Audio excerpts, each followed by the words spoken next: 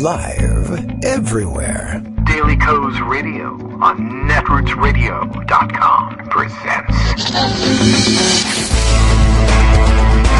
David Walton. Kagro in the Morning Show.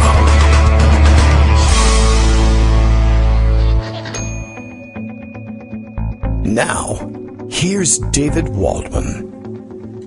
Hey, good morning, everybody. How you doing? It is Monday, August 3rd, 2020. Happy August. Merry August, as we said in the Morning Post. Can you believe we're allowed to say that again? Finally, our great president, your favorite president, has made it possible to say Happy Merry August once again. Something I don't recall ever doing in the past, but I treasure my freedom to do it now. And I'll shoot you if you try to take it away from me. I don't know. Anyway, good morning. Plenty to catch up on today, as usual. I missed most of it because, as I also made you aware in the Morning Post, unless something went wrong and I didn't go up, which sometimes happens, I spent the weekend breaking my back shoveling and pitchforking. I guess, is that a term? I had a pitchfork in my hands this weekend, and you know what I didn't do with it was run Donald Trump out of office. That's what I should have done. But I left the area. He came and played golf in the neighborhood once again. And I wasn't there, even though, these couple of things did happen. He did come to my neighborhood to waste his time playing golf while hundreds of thousands, I guess we're up to 158, going on 159,000. We'll meet the 160,000 mark some point, probably today, if not early tomorrow, of people dead from COVID-19. But he was out golfing, and he was right where, right in the neighborhood, and I had a pitchfork in my hands, but I didn't put those things together. I didn't have any torches. That didn't happen over the weekend. But an exciting weekend, and there's more to come. When the show closes today, I'll be wrapping things up as quickly as possible and jumping in the car to go back, not to do more mulching, but the fun task of closing up the in-laws' house with the anticipation of having them move out at some point when the house is sold. A fun thing to do during a pandemic. Luckily, we were kind of isolated on the property and didn't have to do all this pitchforking of the mulch. Didn't have to do it with a mask on, but probably should have done it with a mask on, because you better believe my respiratory system was full of mulch dust later on. But the good news is I could smell it all day long, and I can still smell it now through my breakfast. So hopefully that means I don't have COVID-19, though that won't eliminate things entirely. Anyway, it was quite a weekend.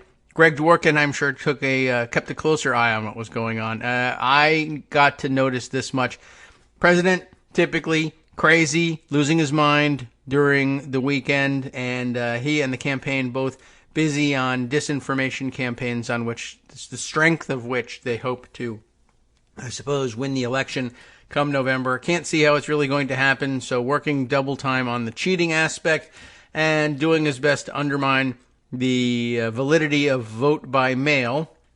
I did see this morning that he's on a streak of rage tweets, including blaming or hoping to hold to account somehow, based on nothing, of course, the governor of Nevada, where they are mailing out, or I guess getting ready to ramp up voting by mail come November, which he has helpfully termed an illegal coup, which neither of those things is true, but he loves to say things are illegal even though they're not. It's one of his favorite dodges. We are also on, I guess, D-Day +1 from Karen Tumulty's Faithful Watch. This was, I thought, a great job reminding everybody exactly how, one of the more ridiculous tactics that Trump has of promising something great in 2 weeks. I think she really nailed him on it. It was obvious from the beginning. The moment he said it, she was on to him. And this is one of those moments where you want to say he's an obvious liar, and why does nobody in the media ever call him on it? And you got to watch somebody in the media call him on it day by day, minute by minute. And in her write-up in an opinion piece for the Washington Post, cite the work of other journalists before her who caught on as well, and several years ago, in fact, posted a running list of the number of stupid things that he said was going to happen in 2 weeks, and They did. It's because they weren't any part of anybody's agenda. But this one, well done and spotted right from the beginning. This obviously is not going to happen. He's way overpromised here. And what it illustrates is, as she puts it in her piece, and I'm sure we'll read it. If Greg doesn't, I will. When the president is stumped in an interview, the way he shifts off of a topic that has him stymied is to promise some other amazing, tremendous thing that's going to happen in 2 weeks, and then it never does happen. Okay, now I hear lots of things happening, and none of them are happening on my computer screen where they're supposed to. So we're going to run through this again. Here we go. Come on. I mean, it's there, right? Answer it. How odd. Okay, and there's the notification that came through on my headphones. I'm going to have to find another way of testing this stuff before we start. All right, let me try giving Greg a call directly. Yeah, it's perfectly ready to do it. If anybody has any idea about why this would do this, I don't know. Text me, and I'll try and fix this thing. Anyway, good morning, Greg. Call ended. It didn't come through, eh? All right, well, we'll double check this. Didn't work, huh? That's weird. What can I do to make that work better? Why? That's bad news. And are all my volumes on the correct levels? That's another question. Here we go. All right. Well, this time it came through. Maybe you just need to call twice. That's it. The postman always rings twice. I don't see any reason why Greg shouldn't. And then it would work. We'll be British. You ring me twice, and then I'll pick up. Good morning, Greg. Hi. Good morning. Hi. Not really sure what's going on here. I think, but COVID-19 There's a hurricane coming. has destroyed my sense of humor. Maybe that's it. Hurricane could be it. Yeah, it took out a communication satellite that hasn't been launched yet in Florida, and something. Florida. Florida? Florida. That's how Trump tweeted it this morning. Oh, really? Oh, okay. Big crowds in Florida. Florida. Many bigger than the one you saw. Biden, who the fake news said was the same as mine.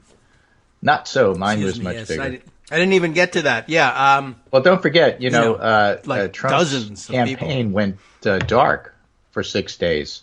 Yeah? While they retooled the whole strategy of how they were going to attack Joe Biden. And apparently they came back with the whole brilliant idea of mine is bigger.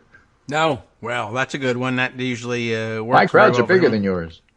And, of course, I neglected to mention that he went down to Florida. I actually don't know why. And he held a rally at Get infected with the sheriffs. I guess so, right. Oh, yes. He was having an event. I mean, was that the only reason he went? Yeah, to get infected. Well, or at least infect them. He went to see the sheriffs. Yes, the Sheriff's Association was having some sort of summer meeting. He flew in on Air Force One and intended to have a rally at the airport. By the way, just pointing things out, as I did over the weekend, a picture of him having a rally with right in front of Air Force One with it behind him as a giant prop.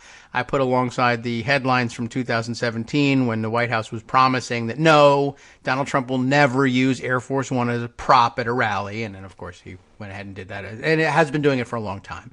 Had a meeting with the sheriff's group. Somebody at the sheriff's group now has COVID-19. Can't tell you which came first, the chicken or the egg, but he's the super spreader in chief, and so I blame him. But yeah, there were it looked to be about, I don't know, I'd say maybe 30 to 50 either feral hogs or Trump fans showed up at the airport, which, as somebody pointed out, it takes a lot of nerve to demand a greeting at the airport in the middle of a pandemic and a hurricane. But yeah, but no mask though. Yeah, so they showed up, and then I noticed that the White House took the group and replicated on Photoshop and just pasted a whole bunch more people into a picture and released that one. So inauguration crowd all over again. Quite ridiculous, and now the sheriffs are sick, and everybody wants Trump to fall down a well. So, okay, I think we're caught up on that part. I don't know if you remember the old original Pink Panther movie with Inspector Clouseau. Yes, him I remember. Part of the theme of the movie, Peter Sellers playing the part, is that Clouseau was after this international jewel thief. Yes. Played by David Niven. That part I remember. And toward the end of the movie, it seems like every time Clouseau showed up somewhere, something was stolen. Yes. Therefore, he must be the thief. This was a All a I'm saying plausible is, like, you had a Tulsa rally and conclusion. everybody got sick. That's You had right. a sheriff's rally and everybody Yep. got sick. Who's the super spreader here? Every place Donald Trump goes, it That's turns out what somebody I'm saying. gets sick.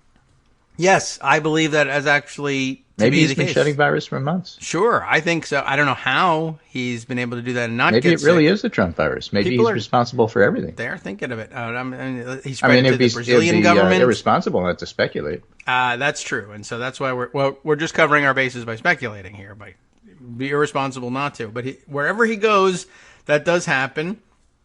And people have been pointing out. People are pointing out connecting all sorts of dots. There was a picture taken of him, I guess, leaving the golf course over the weekend with a big bruise-looking thing on the back of his hand, and people were putting all sorts of speculation out there. He's getting plasma infusions, and I don't know what any of that would have to do with. Maybe it would cause a bruise.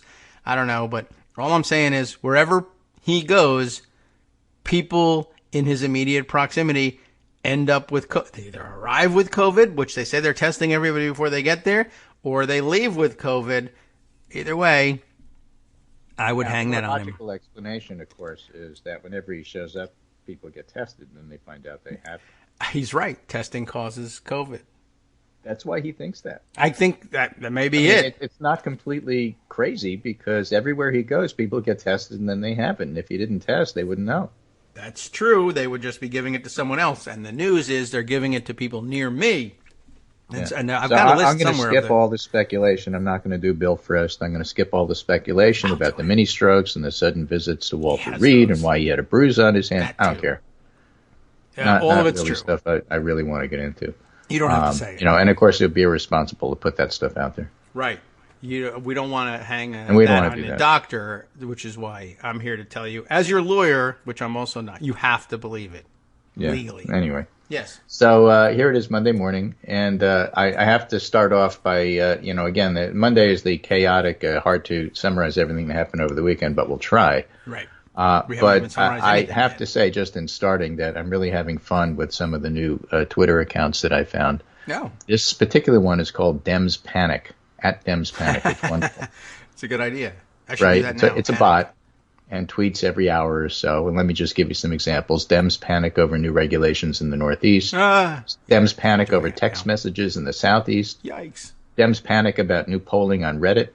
And my favorite, Dems panic about who to take to the prom, Yeah. which pretty much sums Stanson. things up. And then, of course, there's always a Doug J. Balloon's account that has been here for a lot longer, New York Times pitchbot. Smallpox may have killed most Aztecs and Mayans, but at least it never caused the kind of political polarization that COVID has. True, and I blame. Oh, I forget how to end this sentence. Trump. Right? Or even a better one, if Biden can't decide on a VP, then how will he ever decide what to do about COVID? Right. If he can't stand up to somebody, he has to tell they're not the vice president. How will he stop ISIS? Right. Meanwhile, the vice president pick was certainly a topic of speculation Yes. all weekend. Time to pick. Sparked initially by Ed Rendell opening his big mouth and speaking to the press, which Paul Begala reminds us every time he does that, and this has been true for decades, it's like a disaster. Oh. Never really liked Obama. He became one of Obama's biggest critics, for example. I'm not saying that race has anything to do with it, but this old white guy keeps, opening his mouth and putting his foot in it. So he was talking about how Kamala Harris was too ambitious, and that sparked a whole bunch terrible. of You can't have that. stuff. And this morning, he's back to, if I had to bet my life, I'd still bet Harris, he said. Oh. So he's, do it.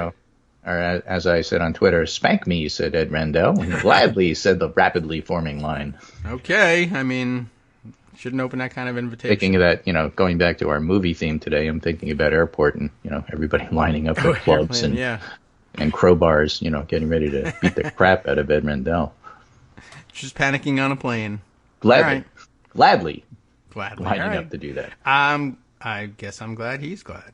It's nice Anyway, to see him happy. That's not really the theme of the Pundit Roundup this morning. The theme of the Pundit Roundup this morning is all about education and opening schools and what a disaster that's going to be. Yes. That's All like right. some serious stuff. So I think that's worth going into. Yes. But let's just finish off the vice in. presidential stuff. Dan Sweeney, Oh. reporter, notes a story in the Washington Post. Biden's delay in choosing running mate worries his allies. What? This is a classic Dems That in didn't come from the story. Dem Panic account? No? Okay. Yeah, I mean, you'd think it was one of those tweet bots, but it's not. It's the Washington Post.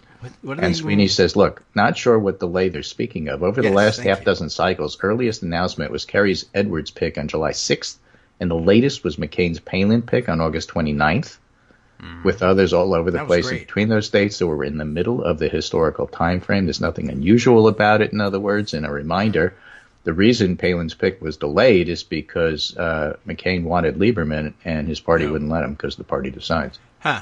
Well, yeah, it could have been. Otherwise, it would have been earlier, but it still would have been in the same. It wasn't delayed time for frame. vetting, I can tell you that. Yeah.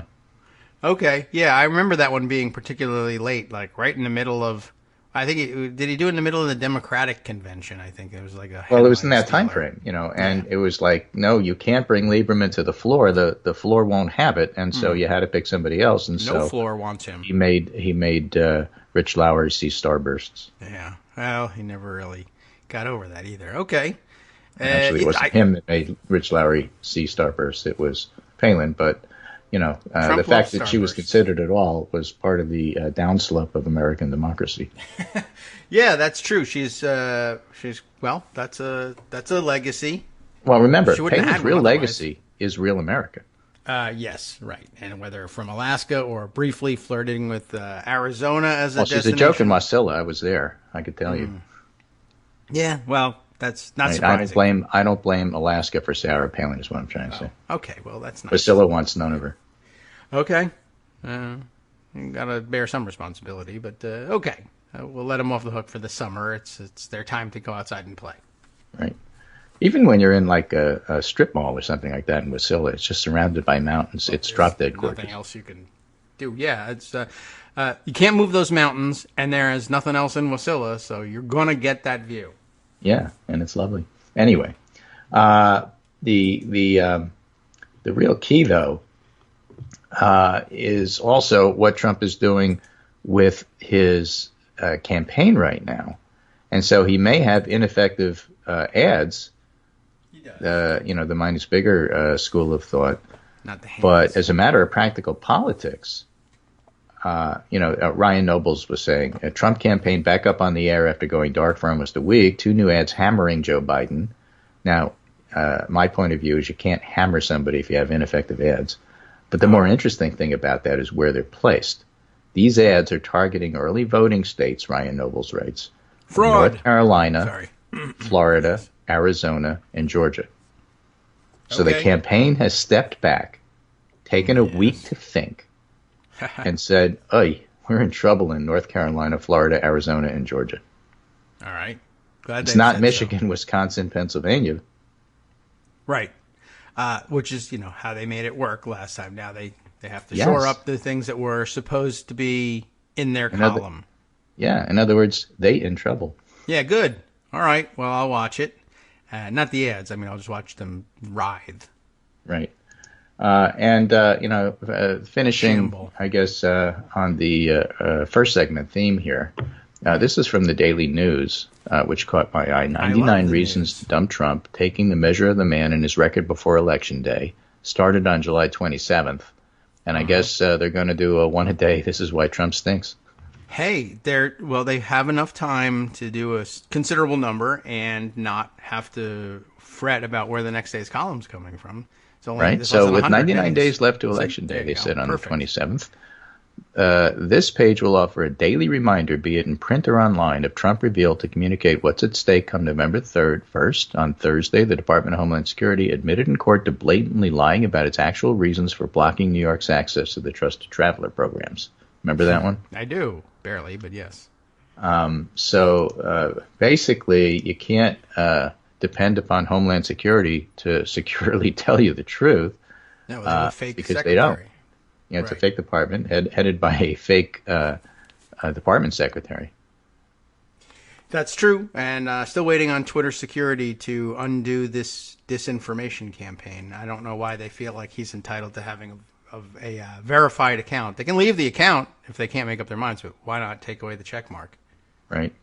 And meanwhile, Politico is talking about infighting between the Liz Cheney faction of the Republican Party and the Kevin McCarthy Stick with Trump faction of the party, which led to my musing Very that amusing. given the fact that, again, this is stuff you've taught me, but I've seen over time as well, and that is that if you're in the minority party in the House, Yes.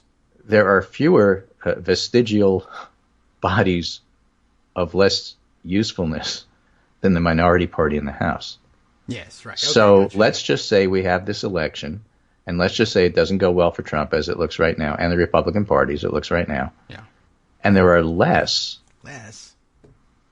fewer Okay. Republicans in the House than there are now. That would be great. Certainly lesser, but the correct Oh, yeah. designation is fewer. Yeah, but all of them are lesser. That's true. They are lesser because they're all going to be Trumpy. In other words, what happens is that the only Republicans who are going to hold on are people like in Steve King's old district, which won't be Steve King, but it doesn't matter. It'll be, Some Republicans who live in districts like that who are immune to a blue tsunami. And therefore, the point is there'll be a smaller, even more Trumpy party than we have right now. Who Even will be if there's no useless Trump. because there's nothing more useless than the minority in the House. Yeah, although I guess if there was anything, it would be the minority in the House being Trumpy and there's no Trump. That Well, would really be interesting.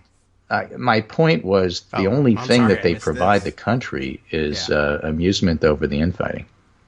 Because Yeah, then they're going to well- have to decide which way is the party going. Yeah. And if okay, it's I a get smaller you. Trumpy party, it's not going to be the direction of Liz Cheney. I guess not, which is, I'm happy with that in a way. Right? So the Never Trumpers are having a cow about this because the whole idea here is like they would like to see a resurrected Republican Party that's actually a center-right party. Now, many of them agree that's impossible and so burn it all down. And others are saying, but you'll throw out the Liz Cheneys. To which I am making the popcorn and saying, okay, and your point is, and you'll throw out the Susan Collins. And your point No, is, I'll throw out the Susan Collins. right? So, for example, Thank you very much. Peggy Noonan has an article, and this is from her Noonan. webpage, so you don't have to worry about the Anyone wall publishing it? paywall Oh, okay. from the Wall Street Journal. Burn the Republican Party Publish down, this she for says. me. It would damage the country, and those who say yes bear some blame for the president's rise. Okay. Where did he come from? Damage Where's the town. GOP going? Should the whole thing be burned down? A lot had to go wrong before we got a President Trump, and this fact, once broadly acknowledged, has gotten lost as if a lot of people want it forgotten. This is, a lot of this reads like, you made me vote for Trump. I've heard Libs. that before. Yeah, all right. Both parties have weaknesses. Liberals enjoy claiming progress that can somehow never be quite quantified. Conservatives like the theme of betrayal. It will be unhelpful for Republicans and bad for the country if that's the background music the party has for the next 10 years. As Okay. if it's not too late for that. In response, and the response is more interesting than the Peggy Noonan piece, is in the Bulwark from Amanda Carpenter, who's becoming a very interesting writer. Tim Miller is probably Tim ODC is probably my favorite Never Trumper writer. Radio Free Tom is my favorite Never Trumper tweeter. And Amanda Carpenter is Categories. not far behind either one of those guys. She's really very good. You The could create Blind an Oracle of award Noonan. category. The wistful, naive pronouncements of the speechwriter turned columnist. Right? Good news. All of us who are worried about President Trump and the future of the Republican Party can pack it up. Peggy Noonan, our cherished Reagan oracle, has spoken and has the answer to align the always Trump, sometimes Trump, and never Trump factions of the GOP. In her latest Wall Street column, Noonan enters the burn it down debate and argues against voting out all the Trump enablers and sycophants because, are you ready for this? Persuasion will be key. What does that mean? Well, why get rid of Susan Collins when you can persuade her to help with whatever it is you want to do post-Trump? But Why on earth should Susan Collins, Martha McSally, and Cory Gardner be sacrificed on the altar of Trump just to prove a point about accountability? all right. Well, Peggy Noonan. What am I doing? I'm Peggy getting Noonan, right, agitated. exactly. Because follow the leader Republicans like Collins will surely be the ones to save us from another trillion in deficit spending. Remember, it's all about deficit spending now. Yeah, right, sure. And finally stop funding for Planned Parenthood because Collins, of all people, must have learned lessons from Trump. Yeah. It's actually pretty funny when you think about it. Yeah, she's doing a good job with it, Amanda. I learned my lesson from Trump. No, he's supposed to learn his lesson. You're not supposed to learn yours. That's not how it was supposed to work. You're supposed to be the check and balance, Susan. We should all be so very, very concerned about the future of the GOP without Republicans like Collins. Yes. Little subtle dig at Collins' typical concern there. Yes. Right. Now, Peggy Noonan concedes that Donald Trump is burning himself down, yet she thinks we ought to keep voting for the people who handed him a lighter and kerosene. No, thank you.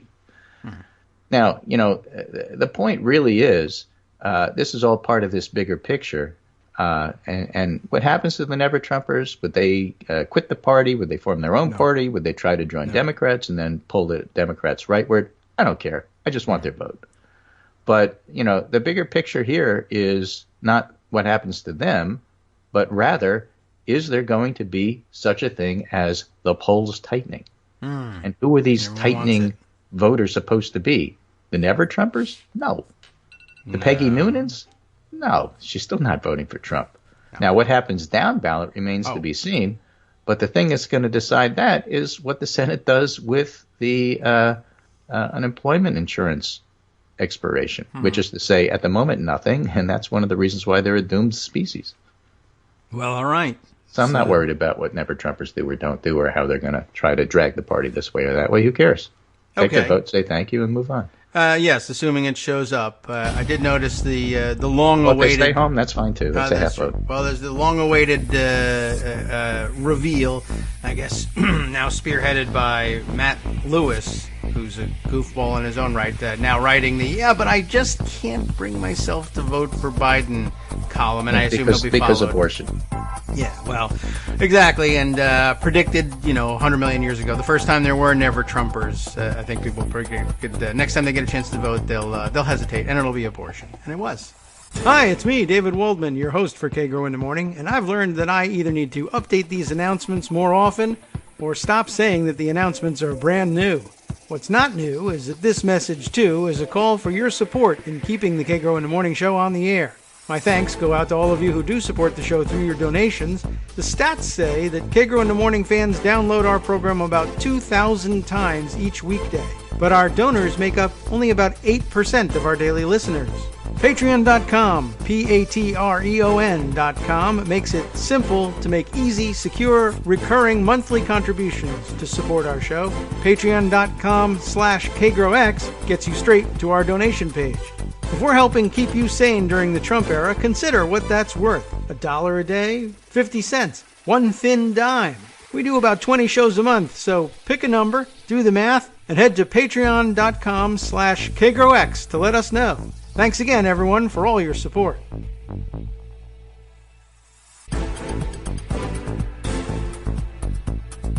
Welcome back now to the Kagro in the Morning Show here on Netroots Radio, and let's see, we're going to jump right back into it here with Greg. Just one bit of breaking news in Michigan, Republican state senator, I'll just read you the quick tweet, who sought repeal of the emergency law put in place, I guess, by the governor to deal with the coronavirus pandemic, has tested positive for coronavirus. So just one of a growing number of Republican resistors who believed that it was some sort of hoax or that nothing ought to be done about it, sadly stricken by the disease. And we'll the see hoax, how that goes. Sadly stricken by the hoax. Yes, right. They're being hoaxed to death, right along with Herman Cain. Who, I didn't say hoax, I said hex. right. That's it's the baby witches that are doing all of this.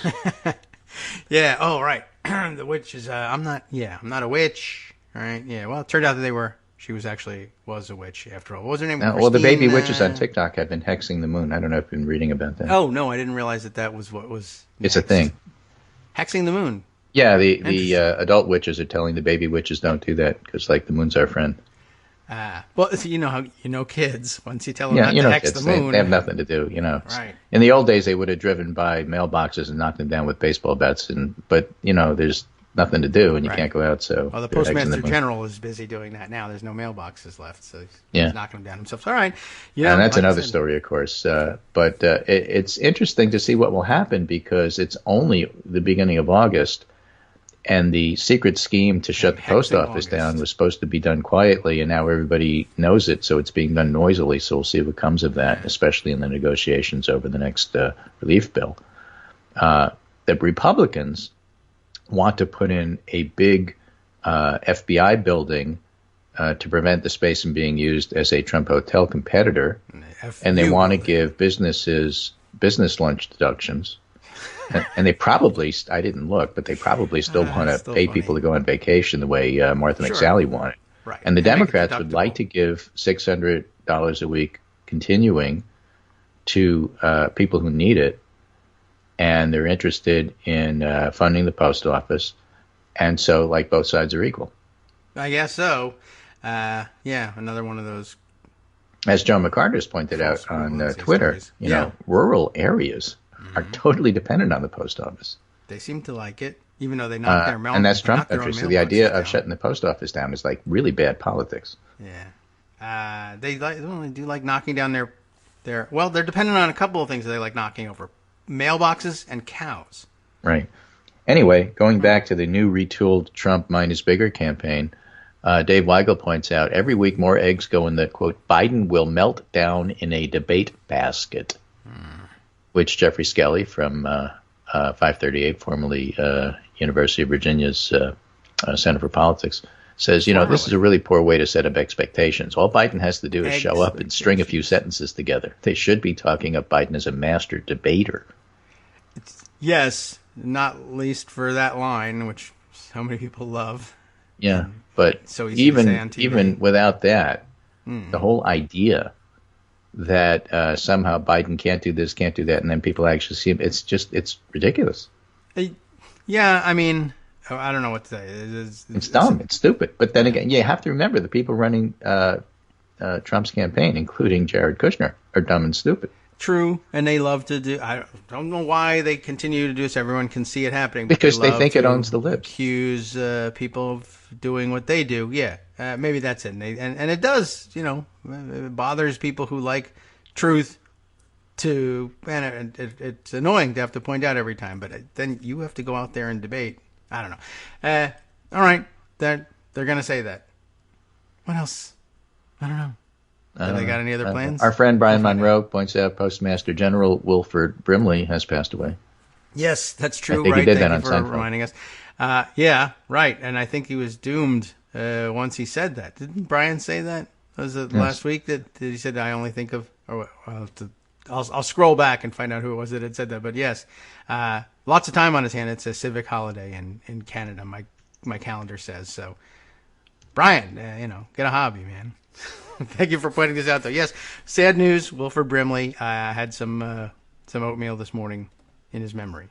Right. It's interesting that after Brimley passed away, everybody cites Cocoon, which was, a brilliant bit that he did. Yes. And many, many people will cite some of his other movies that they remember him from. Sure. And just about nobody mentioned the one I remember him from, which was China Syndrome. Huh. Well, that was overshadowed eventually by Chernobyl. 1979. I mean, the real actual Chernobyl, yes. Right, and Brimley, I saw it Jack Lemmon was the hero engineer who stayed behind to shut everything down so that the reactor didn't burn all the way down in China. Yes. Brimley played the go-along, get-along engineer who was willing to overlook everything to keep his job because he was afraid of losing his job. That's why no one wants to remember. The man just died. But it was a great performance. Yeah. And foreshadows how a lot of people act in the Trump administration. So that's the one I remember him for. That's a good one too. I think maybe generational too. But Wilford Brimley. My favorite fact about it was about Cocoon was that he played the old retired guy, and I think he was like 29 when he did it. And he always looked old. He was in his 50s, I think. But right, he had a white handlebar mustache when he was like 14, and that's how they discovered him. that's pretty much that was one of his greatest assets for sure. It was definitely an interesting guy. I think we always believed he was 85 his whole life, and then finally when it was true, I guess he was done. Right. Anyway, what was there left for me to do? Back to reality here. this is the Huffington Sweet. Post. The watchdog organizations calling for an investigation and hearings amid concerns about mail-in ballot voter suppression tactics by the Trump administration through the United States Postal Service. The things that the Postal Service is doing is cutting back on overtime, shutting down sorter machines early, and closing branches.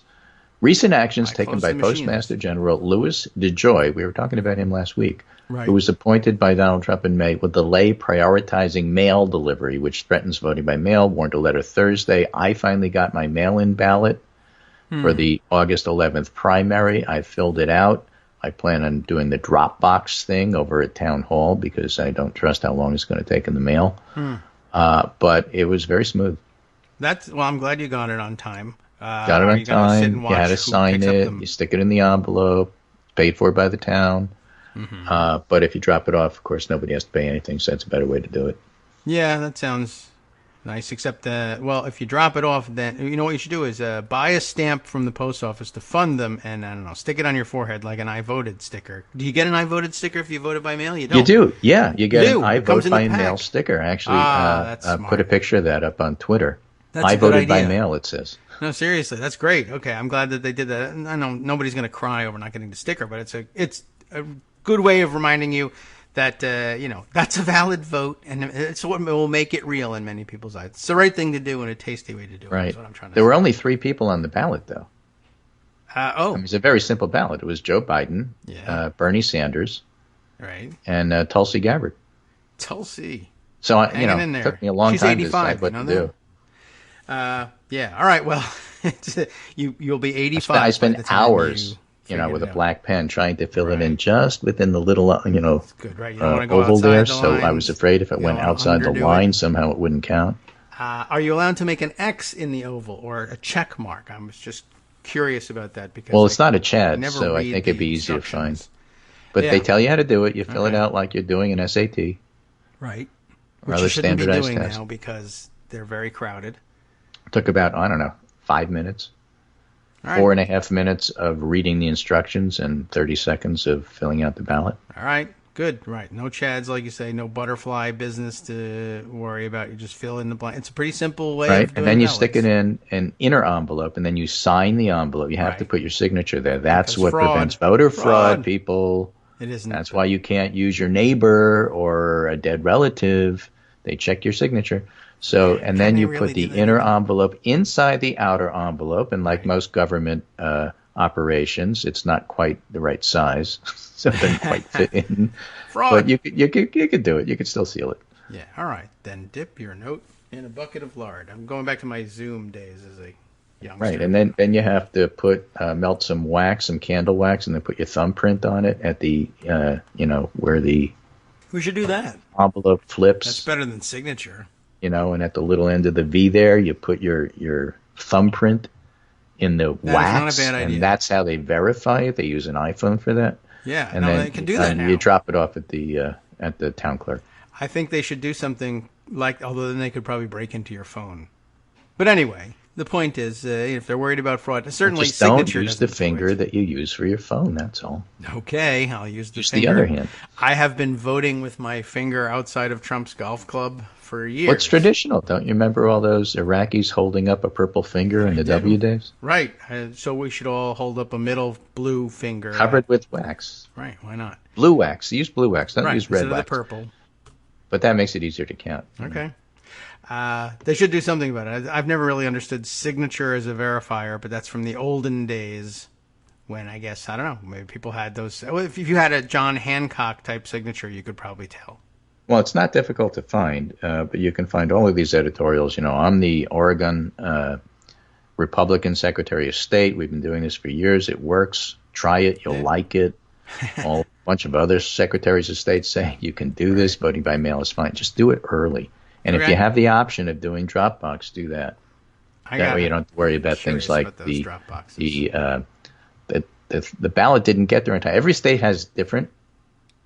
Having a discussion, of course, about Karen Bass and her influence on, let's say, the Florida election. She's been pro-Castro, and that doesn't always play well in Florida, let's just say. Not the convertible couch Castro, but the No, Cuba. let's just say it's been a bit of a controversy, although she took our she's minds still off not of it by she's still not the endorsing Scientology. favorite. Kamala Harris is still the favorite. But in looking up Florida ballots, one of the interesting things about Florida, and a point Armando had made about the centrality of Florida, I see, is that the way they do it is they start counting the ballots early. Oh, you're allowed They to can do count that? them before Election Day. Every state is different, but the way Florida does it is they start counting the ballots early, and then on Election Day, they release the numbers. I guess that's And okay. as a result, the vote by mail, the VBM, that is a Nice. designation you should become familiar with because Yeah. you're going to see a lot of that. Those numbers actually come in first. They come in first before they've counted who voted today vote. What is the in deadline Florida. for sending it in? Can you send it on Election Day? I'll ask I actually don't pulled know. that and looked at all of the different prepared and everything. rules.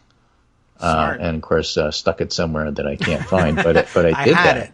The point is, And the Yes. point is, Florida's going to actually, assuming that it's not like a cliffhanger, There's if no cliffs. it really is a 4-point lead for Biden or something along those lines, it's extraordinarily likely that we'll know by 9 o'clock who won Florida, all right.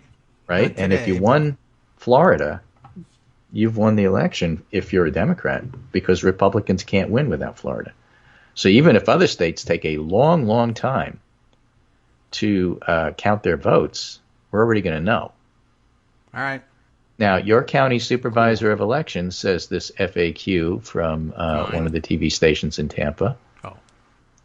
Okay. Yeah. Your Your. supervisor of elections must receive the ballot by 7 p.m. on Election Day. Okay. Receive the ballot, not postmarked. Receive. The U.S. Post Office suggests mailing your ballot in at least a week before Election Day to make sure it gets delivered on time.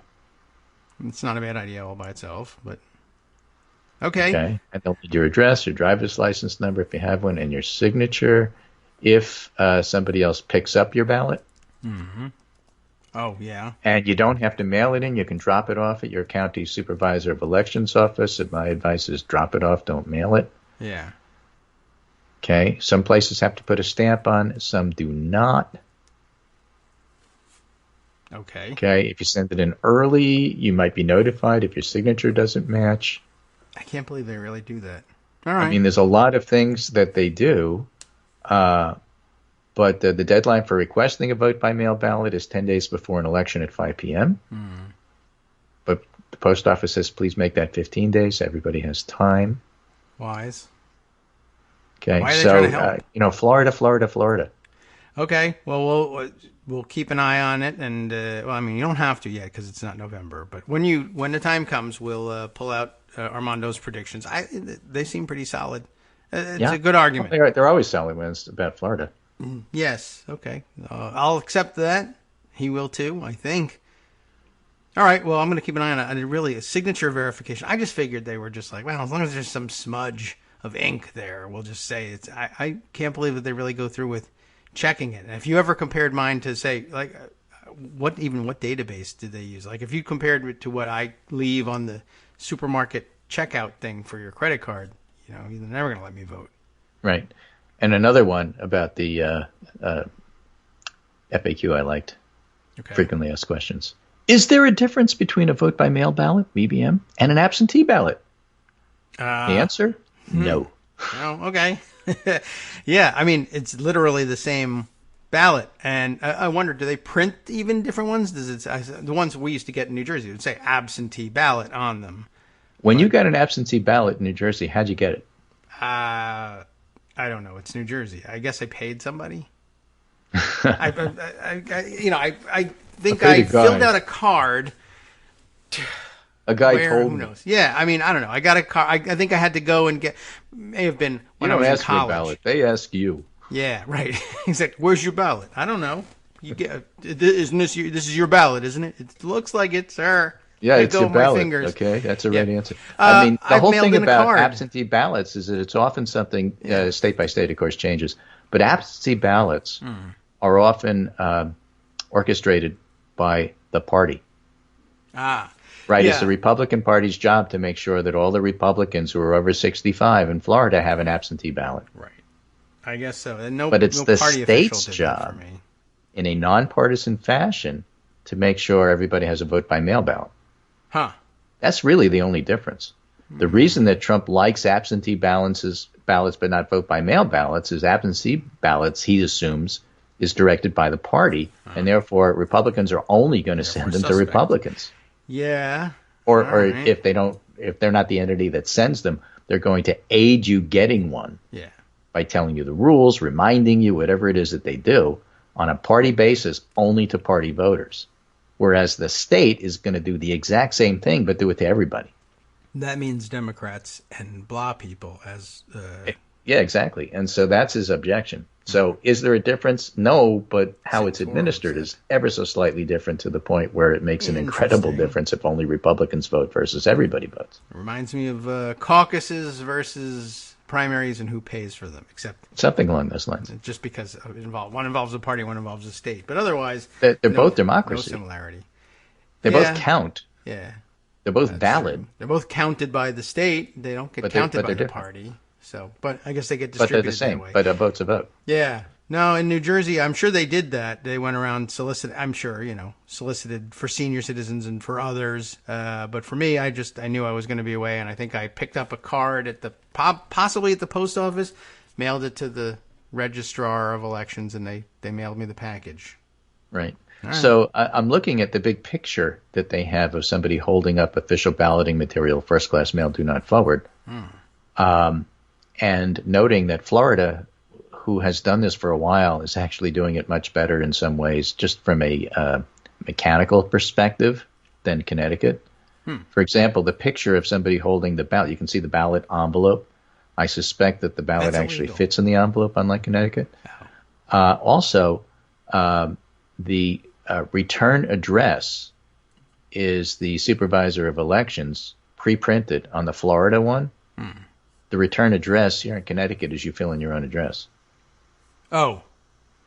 Well, that's not going to do So the Florida anything. one is like, it's going to go to the supervisor of elections, even if you screw up. And by screw up, what I mean is, in just about all of these, there's a little clear window that when you put the inner envelope inside the outer envelope, you can see the address. Yeah.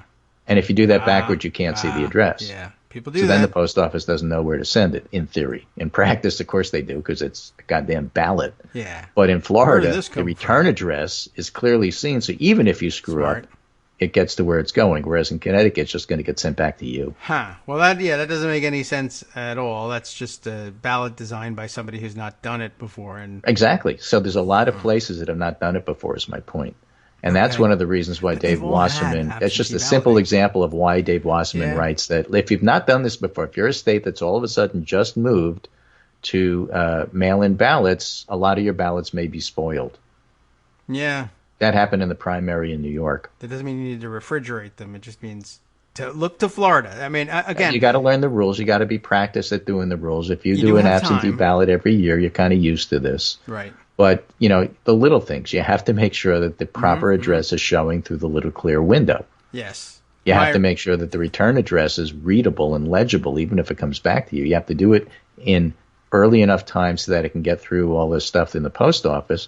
And you're even better if you can learn where your drop box is at your local supervisor so that you could do the supervisor elections drop off instead of the mail at all. So those things take some time to practice. Yes. And be wary of people setting up fake drop boxes. I don't know. I don't think it's ever happened before, but I guess just go directly to City Hall and just do it there. They can't set up a fake City Hall. I don't think. Anyway, very quickly. So, yeah, I mean, and for states that are new to it, I honestly just do best, like you do with anything else. You look for an example of some other state doing it successfully for a long time and do it that way. I don't know. There shouldn't be any clear envelope windows. Everything should just be printed with the registrar's office, like Florida does it on everything. Right, or even in New York. If you're going to have a primary and do it that way, practice. Yeah. And then by the time the general election comes by, you're better off. But again, doing it properly requires funding.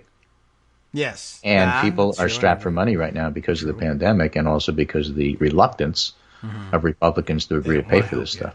So that's why it's part and parcel, parcel, of the whole bill that Pelosi's trying to get through Congress right now. Yeah. Well, we could use help with that. That's true. And there's role for both entities in this. So the state needs to adopt good practices like perhaps the ones in Florida, even down to the counting early would have been a nice idea, but that might require some legal changes in some states.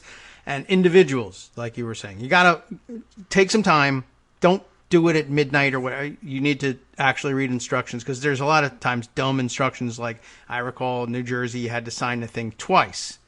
And they use that to, throw out ballots or, whatever it is. There's a million little rules that they sometimes will throw in depending on the state that seem stupid and have no explanation, but they ask for it, so you got to do it, or else it's a dumb excuse to throw out your ballot. So don't rush. I don't see why you would. The whole point is to give you enough time to do it at your leisure.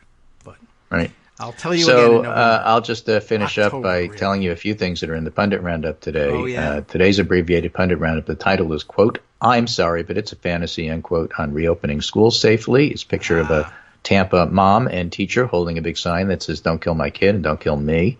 Please don't. The Washington Post piece is from Jeff Gregorich, superintendent, on trying to reopen a school safely. He's in a rural area. And we got back 2 of the tests already, both positive. We're still waiting on 8 more. That makes 11% of my staff that's gotten COVID. And we haven't had a single student in my building since March. Part of our facility is closed down for decontamination. One of the big ongoing myths, whether it's the New York subway or whether it's schools, is somehow deep cleaning is performative art. And that somehow or other got anything to do with the fact that coronavirus is spread by breathing aerosols, that sort of thing. Part of our facility is closed down for decontamination. We don't have anyone left to decontaminate it unless I want to put on my hazmat suit and go in there. You should. We've seen the impacts of this virus on our maintenance department, transportation, food service, on faculty. It's like this district is shutting down case by case.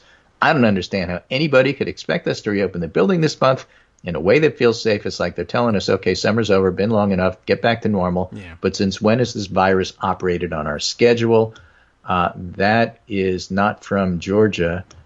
This one's from Georgia. The largest school district in Georgia reported today that 260 employees have tested positive for the coronavirus or are in quarantine because of possible exposures. They prepare for the new school year. We had the Georgia camp that had half of their campers exposed and positive. A study published Wednesday in the Journal of the American Medical Association shows that closing all of the state schools was associated with a drastic decrease in COVID-19 cases and deaths. And the point at which officials made that call mattered. These states had adopted the policy while few people were testing positive, saw a correlated flatter curve of cases. It's a nice study, said Helen Boucher. It's clear that coincident with closing down schools, the numbers improved. Chief of the Division of Geographic Medicine and Infectious Diseases at Tufts, who wasn't involved in the research, but she noted, we have to be careful about drawing overly broad conclusions. School closing didn't happen in a vacuum. The people who were willing to close school downs were probably also willing to close bars down, so it's hard to know which was which. But sometimes you have to do everything. This is from The Atlantic. This quote, what they did was deliberately set up the teachers, staff, and parents to fail. It's one of the most careless, incompetent, and heartless actions I've ever seen. They really did target the blue states. They are actively trying to screw you people. And you have a chance to vote, and that's why we spent so much time talking about mail-in voting. How to do it, yeah. You don't have to crawl over broken glass if you don't want to. You can still mail in broken glass. Right. Right. Don't mail glass in that package. Mail it to something else. But this is all true. Oh, we're neglected for up to this point to mention that there was an intentional policy of targeting blue states for death.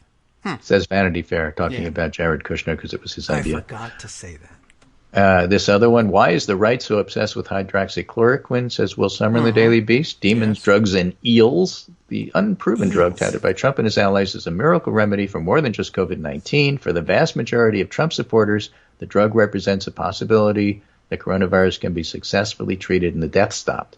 But there's also a political benefit. Portraying hydroxychloroquine as a forbidden cure allows pro-Trump media to blame anybody but Trump for the coronavirus disaster. In this telling, we could have had this cure months ago if only the Democrats, the media, and Anthony Fauci would have listened to Trump. Meanwhile, our Speaker of the House is blasting Deborah Birx. Yes, right. Saying that she basically played along with all this and made everything worse. And she's only saying what I've been telling you for months. Yeah, right. Well, there's good prompting. She right. And then the final piece, which I didn't have in the Pundit Roundup, but I just thought was interesting, and I'll leave it to you to decide whether you want to play with it. Maybe we'll do it on Wednesday. What happens if Trump is successful in actually halting the election, which he won't be? Okay. I mean, right? You're right. And then, so let's say there's no election. Well, who knows? Yeah. So on January 3rd, who's president? Me. Hey. Pat Leahy. Pat Leahy. Yeah. I mean, and the reason is interesting. This is Ian Millhauser. It doesn't have to be Pat Leahy. It has to be the president pro tempore of the Senate, which by tradition is the majority party, and it's the senior person. Right. In this telling, everybody's terms run out on January 3rd, including the House of Representatives, so they can't elect a speaker. Right. Because they're not, like, they don't exist. Right. And the only people that do exist are the senators that didn't run. Right. And most of those are Democrats. So even if you had 14 of them, the majority were Democrats, then the Democrats are the majority party. Yeah. And then their president pro tempore is president. And that happens to be Pat Leahy at the moment. But wait, it gets even better, because just like the speaker, you don't really have to be a senator to be pro tempore. It could be whoever they want. I guess so. It could be Joe Biden or Hillary Clinton. That. Yeah. Okay. Well, try that. Yeah. Then it would be less controversial, perhaps, than Pat Leahy. I don't know if I've ever really read the rule about who can be president pro tem, though. I mean, well, that's why I'm throwing it in your court. All right. That's above my pay grade, but not yours. So you have that? Is that in the? It's not in. It'll get sent. Yeah. Maybe we can do that tomorrow. We'll take that. Yeah. Who knows? Maybe I won't even be able to wait until tomorrow. It's possible. What about the one with the eels in it? Because I want to find out how the eels. That's in the Pundit Roundup, but I'll send you that. I got it. All right, I got the Pundit Roundup. No need to waste your time doing when you could be reviewing your mail-in ballot. That's there, and I'll send you Ian Millhauser's piece, and it's interesting, and I'll listen and see whether or not you cover it. Right. Well, like Wilford Brimley is always 85, Pat Leahy is always the president pro tem, so they might as well just write that into the Constitution as well. Thanks, Greg. I will check in with you on Wednesday.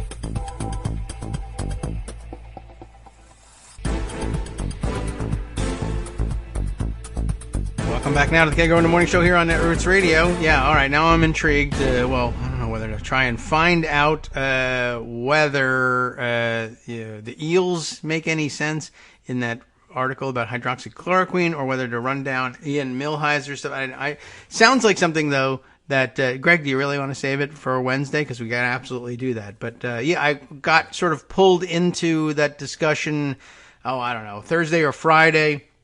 I think Adam Bonin tossed this over in my direction, mine and Ian. He asked both of us to kind of weigh in on a very no, I do. All right, well, we'll give it a shot. Why not? And but a very popular theme on Thursday and Friday when Trump was threatening to delay the elections was the conclusion that, well, if they delay the election and there's been no vote at all for president, then the Constitution, people were able to figure this part out, and they did this part correctly. This is a, stupid and intricate way of spending your time. So it's not anybody's fault for getting it wrong. And really, honestly, the truth is that nobody knows exactly how it will come out, because if you get into a situation where presidents are able to unilaterally order the delay of an election, remember that Greg's introduction of the thread was he can't do that,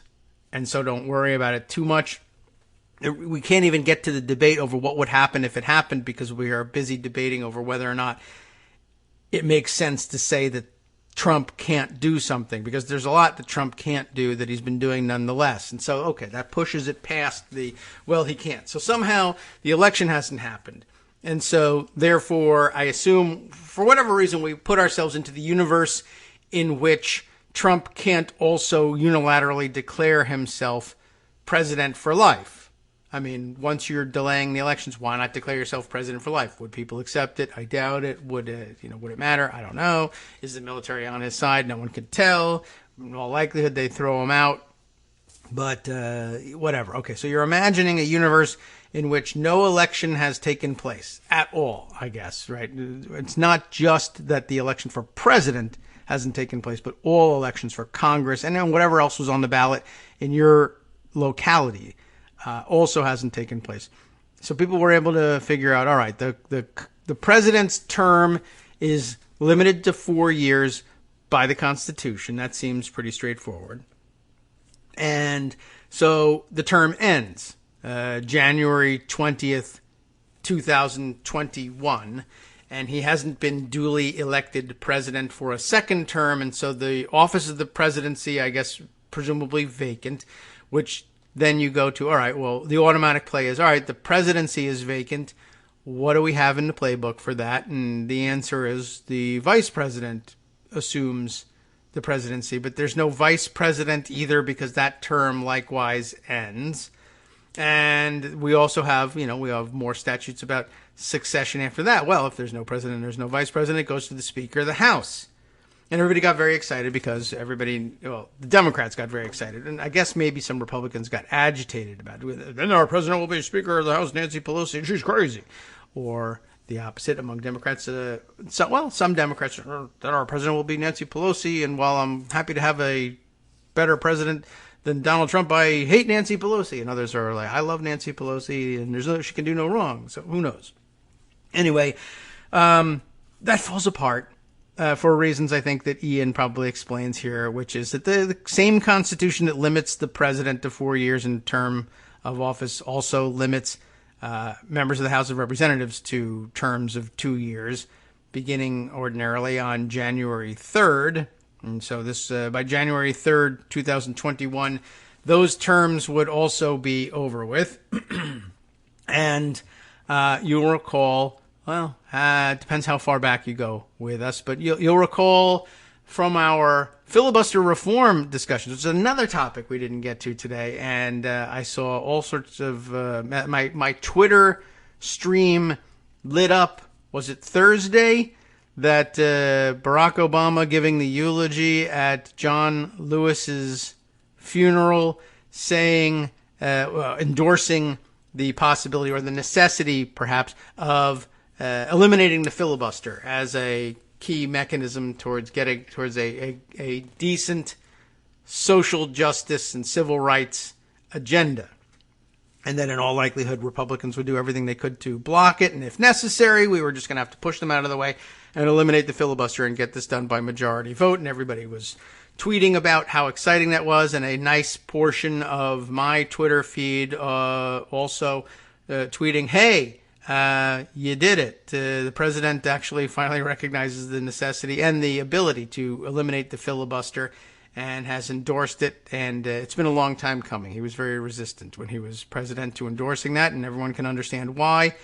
I came to terms with that a long time ago, but it was nice to see him coming around to it. I also, of course, had to use the opportunity to point out, well, now all that remains is that thing that I told him in May of 2009, which was that whoever the next Republican president after his term of office might turn out to be, was going to pick up right where George W. Bush left off in terms of challenging our constitutional norms and would become an existential threat to the continuance of the republic, and we really ought to do something about it, but that was looking backward perhaps and not forward, and we really didn't have time for it besides healthcare, something, and I want to close Guantanamo. So we got about halfway there on that one. Anyway, where was I? Ah, yes, right. So we were talking about the elimination of the filibuster. The elimination of the filibuster, that whole explanation that I gave you a million years ago about why it was that, and I guess here's a good time to clarify something about the mechanism by which the Senate might vote or might have voted then or might vote in the future to eliminate the filibuster was not my invention. I didn't come up with it out of thin air, and nobody did. One of the great ironies of the whole thing is that, one, the power had always existed, but the bigger irony here was that the Senate had used the same mechanism that I was proposing as early as, when did we even start with this thing? Like 2000, I don't know, 9, I suppose. Anyway, probably in earnest closer to end of 2009, beginning of 2010. But anyway, the mechanism by which they eventually did change the filibuster rule was slightly different, but the method that was being proposed was something that the Senate had used in the past, and not even in the distant past. It had been done as recently as the 1970s, the mid-1970s, and that the change in the threshold for cloture, right, which everyone knows, as they say, everyone knows it takes 60 votes to get anything done in the United States Senate. That's because of cloture. You need 60 votes to invoke cloture. It used to take 2/3. It used to be 67 votes for cloture on everything, not just changes of the rules. Everything used to require 67 votes. And yet they had very few filibusters, which is really kind of amazing, by comparison, anyway. But the change for your routine legislative or even a filibuster on a nomination, cloture by 60 votes was a change adopted in 1975, I think. So, it's not like ancient history or anything. And how did they do it? They did it by, essentially, there's a little asterisk there, but they did it essentially by invoking the ability to adopt a rules change by majority vote. And there were senators still in the chamber serving when we first started agitating for this change, who had been present for and had gone along with that vote as part of a Democratic majority. There was a little more bipartisan interest in changing the filibuster rules then, so there were some Republican votes too. But at the time, I think Pat Leahy had been there in 75 and voted for the change, and then yet dragged his feet and said it would destroy the Senate if they used such a mechanism in 2010, 11, 12, and then finally changed his mind in 2013. There were others, and if I remember correctly, maybe Daniel Inouye had been there as well and was still in the Senate for the first couple of years, anyway, of the filibuster reform fight. And you'll never believe this one, Joe Biden on hand for that vote. All three of those Democratic senators were in the Senate during the beginning of the thinking about the debate. I was thinking about it a little earlier even than Obama's election. But by the time we began agitating for it, of course, Joe Biden was not in the Senate, but he was vice president, and people were speculating, given the nature of the vote and how it might likely come out, that the vice president might be called upon to be there to preside over this vote and perhaps cast a tie-breaking vote in order to make the change. So he was going to have a role in this thing, and he was reluctant, and he had to take his cues. I don't know whether he really would have approved of it on his own, but he had to take his cues from the president, and the president was understandably nervous about doing it for various reasons. And in hindsight, we wish he hadn't been. Even then, we wish he hadn't been. But okay, anyway, there's a whole other show about why he felt he had to be so cautious about things. But Joe Biden was expected to have a role in it and had voted to do this as a brand new freshman senator at the time, too, as I recall. Anyway, or maybe he was in his first couple of years. I don't know. I don't remember. Anyway, the point is he had voted for it, and these other two had, and they were both, then Inouye was gone by the time it came around. Anyway, the point is they had done it, and they had either forgotten or were invested in making everybody else believe they had forgotten or that it had never happened. It was a very weird time. Anyway, the reason that, one of the underlying justifications for using what the Republican operatives who first resurrected the idea of changing filibuster rules using this mechanism called it the constitutional option. You'll recall the whole controversy over whether it was the constitutional option or, as Trent Lott had said, the nuclear option. That was a much more exciting name for it. But then he, he thought better of it, I guess, because when he was a Republican, when he was, I guess, majority leader, he thought it sounded really cool to beat the crap out of Democrats and get what they wanted out of the Senate. And so the nuclear option was tough. And but then people thought, I guess the word got around, and Democrats and others, cautious people, maybe people who are deeply concerned about everything, like Susan Collins, said nuclear sounds very worrisome. But constitutional, everyone hates nuclear stuff, but love constitutional stuff. We'll call it the constitutional option. And the whole theory was that on the first day of a new Congress, the Senate, had a brief magical window. It all came from a series of precedents and rulings from previous Congresses, and in particular previous Congresses where then Vice President Nixon had been presiding over the body and had handed down some decisions on the constitutionality of some various proposed rules changes, all having to do with the filibuster in the 50s. But there was this theory, the constitutional option theory, which put forth that on the first day of a new Congress, the Senate, like the House, has an opportunity to adopt its rules anew. The counter to that theory was that no, the House is the only one of the two bodies that has the opportunity to renew its rules this way, and has to do so explicitly because the entirety of the House is dissolved and then reformed every 2 years, and because everybody's on the same election schedule. But in the Senate, we stagger things between the three classes of senators, such that every 2 years, while we reform the House entirely, 2/3 or thereabouts of the Senate remains in office with their staggered 6-year terms. And so, therefore, we consider the Senate to be, you'll remember the terminology, a continuing body, and the rules continue from one Senate to the next without having to explicitly adopt them anew, because 2/3 of the Senate remained in place, and they just, keep rolling with things. And 2/3 it's more than you need for a quorum.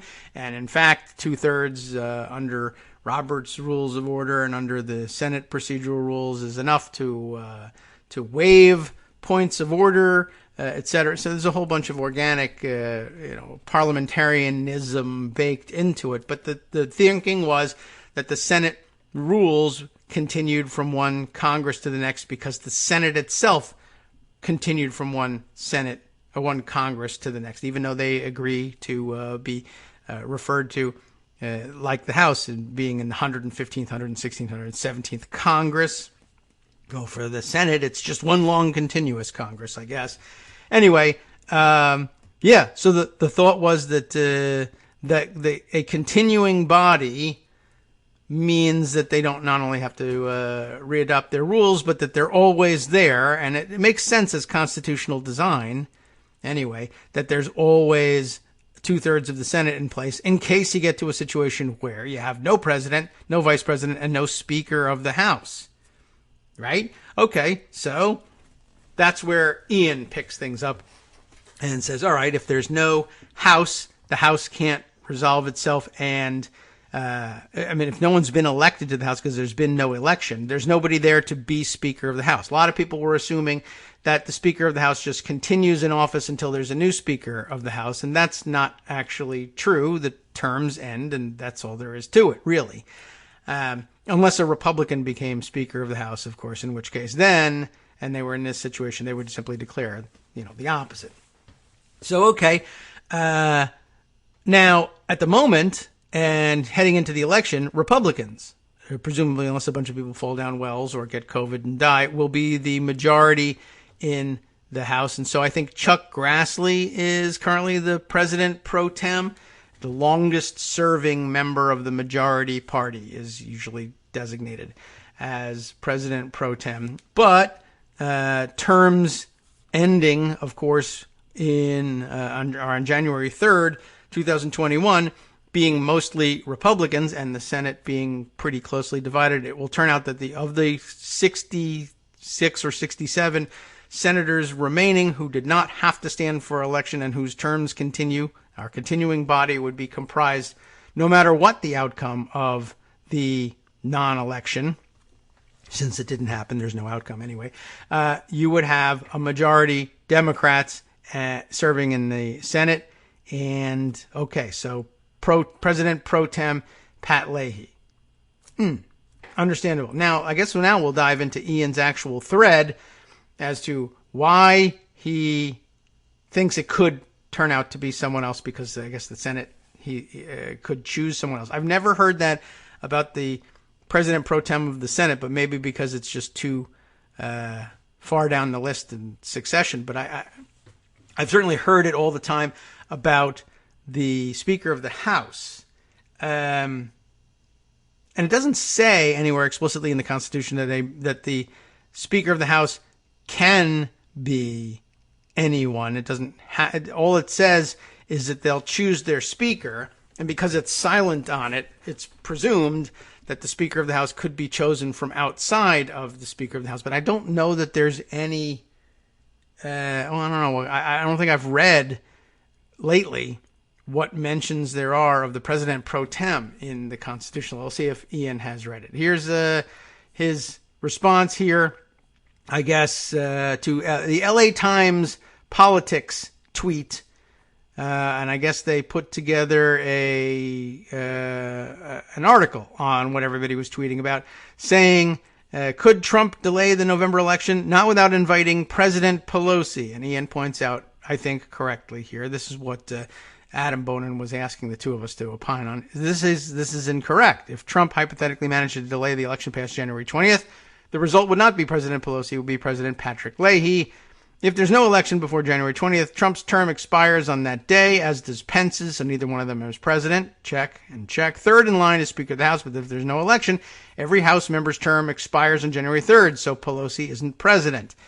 Had a lot of argument going on that day from somebody who was pushing the President Pelosi idea, saying, right, Pelosi's term continues, and as proof, they offered, when Pelosi first became Speaker in 2007, succeeding Denny Hastert before he was clearly found out to be a, child molester and sent to prison, that Hastert continued as Speaker of the House and was responsible for presiding over the opening of that day's session, and was the one that handed over the gavel to Pelosi, and blah, blah, blah. And all he had to do was look at, and he knew the date, January 3rd, 2007, and review the record, and you'll see that that's exactly what happened, except it was pretty obvious. I didn't remember it specifically, but that's never what happens, so I figured I'd take a look, and I'm familiar enough with C-SPAN online to know that they make those videos available, and I very quickly found January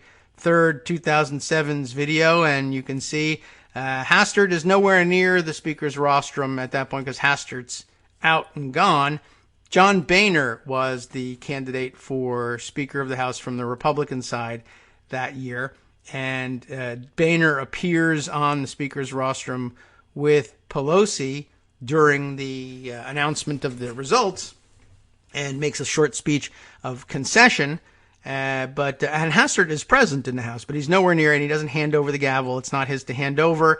His term as Speaker was finished, and as usual, because there's no members of the House until they resolve themselves and swear in the members and take care of the housekeeping business, the presiding officer on day one of a new Congress in the House is the clerk of the House. The clerk calls the House to order and presides over the election of the Speaker. Once the Speaker is elected, the oath of office is administered to the Speaker. The oath is administered by the Dean of the House, also not mentioned in the Constitution, but I guess this is the tradition, the longest serving member of the House.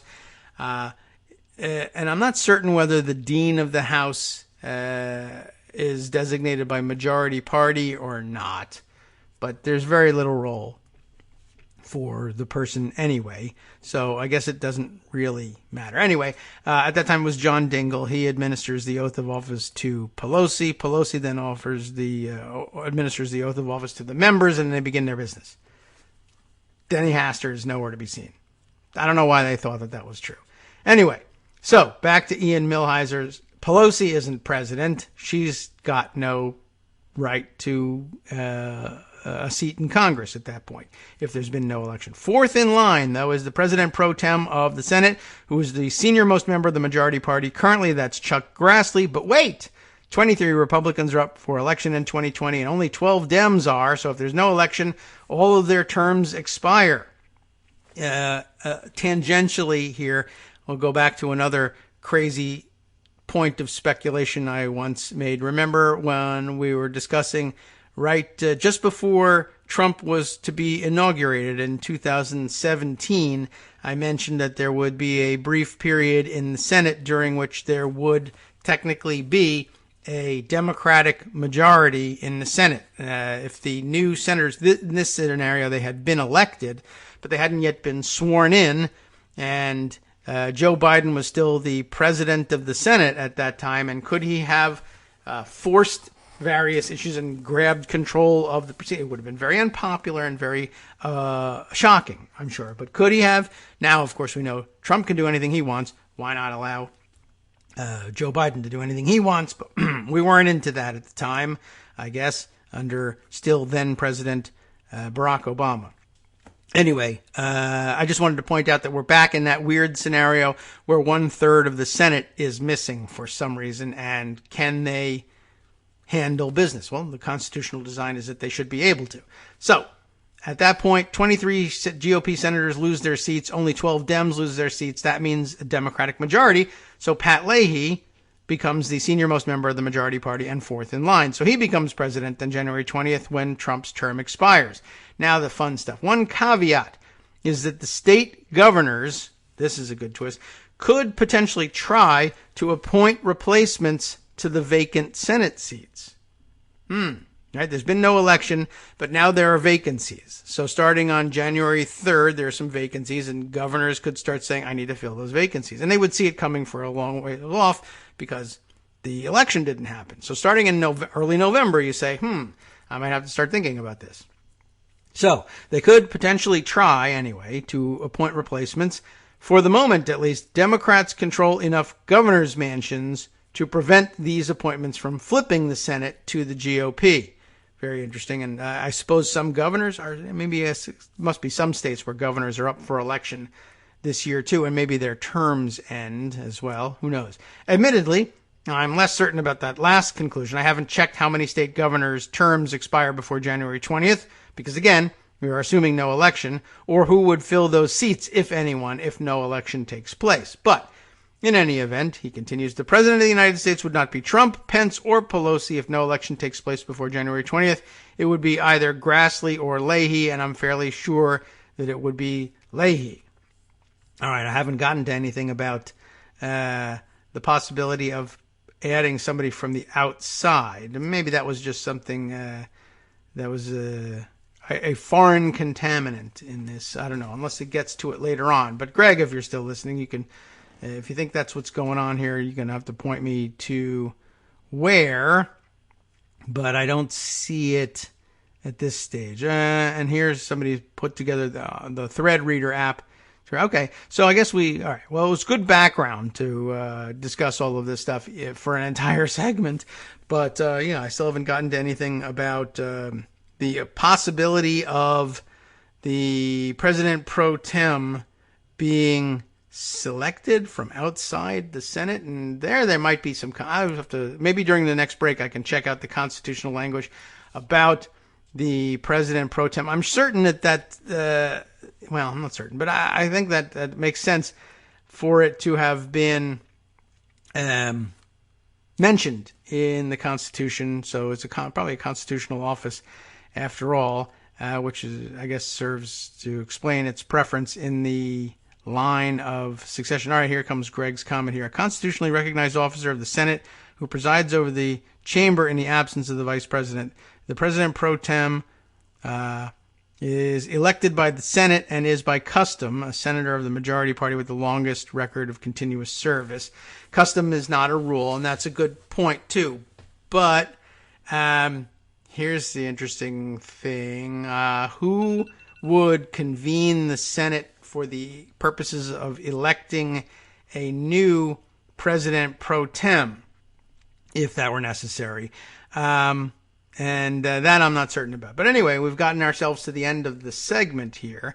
And I guess here, Greg, are you borrowing from the Senate's website pages, I guess, to explain this? I guess this is, it's always a possibility. Custom doesn't equal rule, nor does it mean law, of course.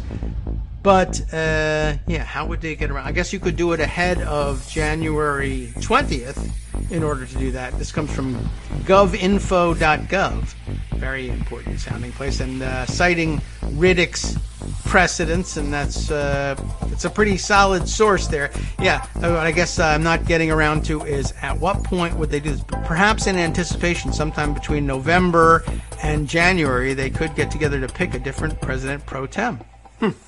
Hi everybody, it's me, David. Let's change things up from the old fundraising pitch for just a minute and talk instead about how you can be a part of our show. If you've got a smartphone or any other electronic recording device, why not sit down and record a segment for us? Read us an important article and give us your take. Read one of your own original essays, or even just give us your commentary on something you'd like to share that's important to you.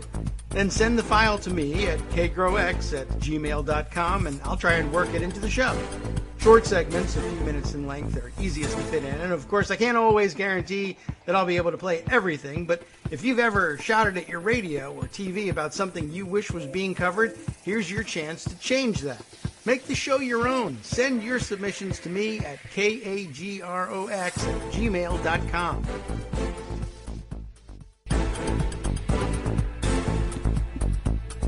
All right, welcome back now to the Kagro in the Morning Show here on Netroots Radio. I am just flipping through the Pocket Constitution here, and it's very easy, of course, to find the first mention of the Speaker of the House in it, because it's right up there in the early part of Article 1, and it is Article 1, Section 2, right at the end here, so I don't know what clause it is. You want me to give you the clause to Section 2, 1, 2, 3...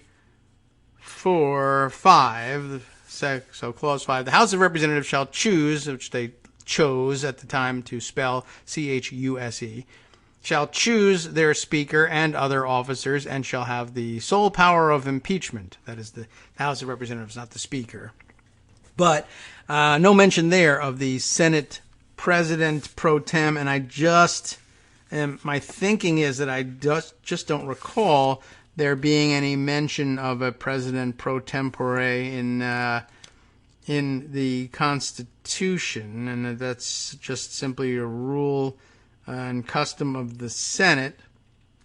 I think all there is in terms of presiding over the Senate is that they name the Vice President of the United States as serving as President of the Senate, and then it says about as far as they get with constitutional officers mentioned in the Senate officers being mentioned in the Constitution. It's implied because, of course, there's obviously got to be they do name a presiding officer by the Constitution of the Senate, but beyond that, no discussion. Now, Greg has sent me a bunch of other text here, which we'll go through, because why not? We're obsessing over this stuff. In the absence of the vice president, and here we would be absent a vice president, right?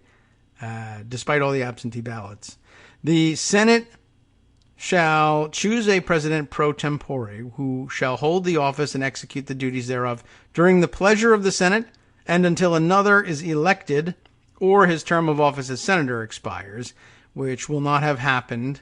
But presumably at that point the Senate will not have elected another. That's an option. But so I'm just trying to think. If there's no election I guess they'll have to wait. In this scenario, there's no election by January 20th.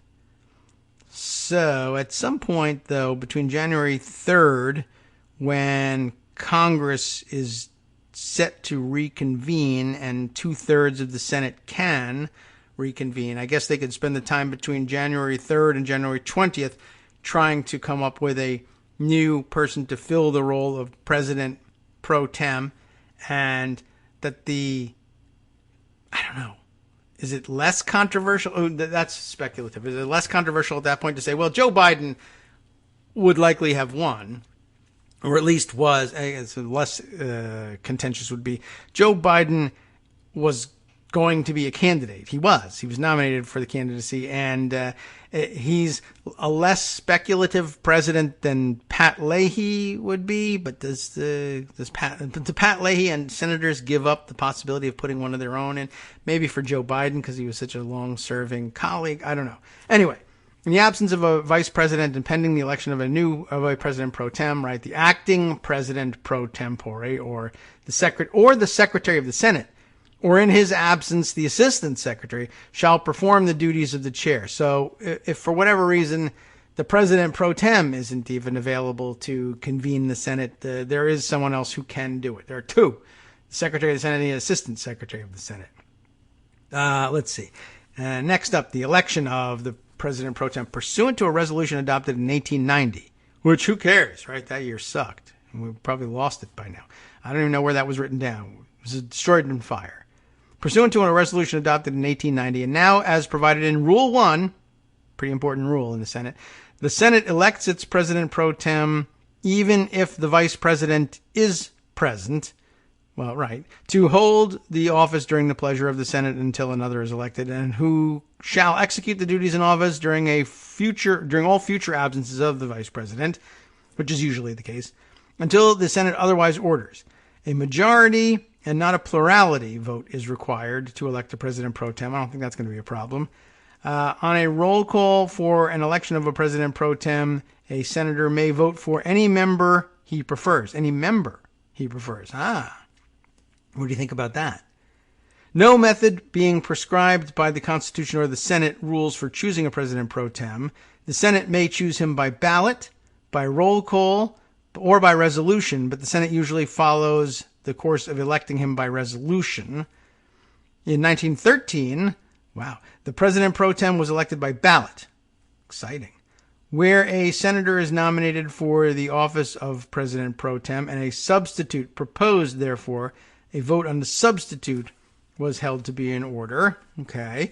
At the beginning of the 79th Congress, this is clearly all from the precedents here, the 79th Congress, a new president pro tempore was elected, but the other officers were held over. That's interesting, too. There's precedent for a senator being elected president pro tem and declining the position. In 1884, a senator was chosen president pro tempore of the Senate while there was an incumbent, and he declined to accept the office, after which the incumbent was again chosen by the Senate. Some crazy things have happened in the past. Now, a question of the privilege of what order will you consider the election of the president pro tem? Can you interrupt other business with it if you need to? The election of the president pro tempore of the Senate is a privileged matter and has precedence over the unfinished business. But that matter may be displaced by a majority vote to proceed to the consideration of a non-privileged matter, if you want to. Also, a motion to adjourn to a day certain is in order pending the election of a president pro tem, so it's not that important of a thing, I guess, for the Senate to have a president pro tem.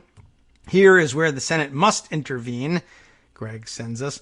The tenure of office of the president pro tempore under the precedents of the Senate is terminated by the expiration of the term for which he was elected as senator. That won't have happened for Leahy. If the term of service of a senator who is president pro tempore expires, his tenure as president pro tempore also expires, and it is necessary to elect a senator to that position. So I don't know. That doesn't, that tells us a lot, but to my reading, that doesn't expand the universe to non-senators being elected as president pro tem. So I think, for now, that mystery is solved. But once again, we can short-circuit the whole thing by pointing to the very many people who say, it's not possible, you can't delay the election. And there's lots of good reasons why you would think that there's just many, many hurdles to doing it. But then again, Chad Wolf can't be acting Secretary of the Department of Homeland Security, but he is. So what do you say to that? I guess they can do just about anything if they feel like it. Okay, so we've now spent way too much time on that. But it was interesting, and it's worth playing around with at the very end. Oh, and Greg's still going on it too, so we might as well check this in. Let's see. Also, he says, search results featured snippet from the web, Article 1, Section 3 of the United States Constitution. Shall we fact check it or just take it as true? Provides that the Vice President of the United States is the President of the Senate, despite not being a senator. That's true. And mandates that the Senate must choose a President pro tem in order to act in the Vice President's absence. Okay, so that's good. I just flipped by it too fast. Article 1, Section 3. Yeah, buried in here. Here we are. The Senate shall choose, C-H-U-S-E, their other officers, and also a President pro tempore in the absence of the Vice President when he shall exercise the office of President of the United States. Right. So if you lose your president for whatever reason, he goes out golfing and falls in the river and disappears, and your Mike Pence becomes president, he's no longer president of the Senate because he's president of the United States instead. He's busy. And then whatever. Then you're definitely going to need a president pro tem. So at least there is a mention. I felt like there was one in here somewhere, but it doesn't say anything about who can hold the office.